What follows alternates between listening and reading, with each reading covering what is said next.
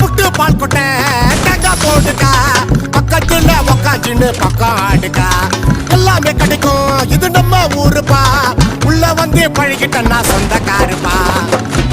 குந்திக்கின்னு ஆடு வந்தா போல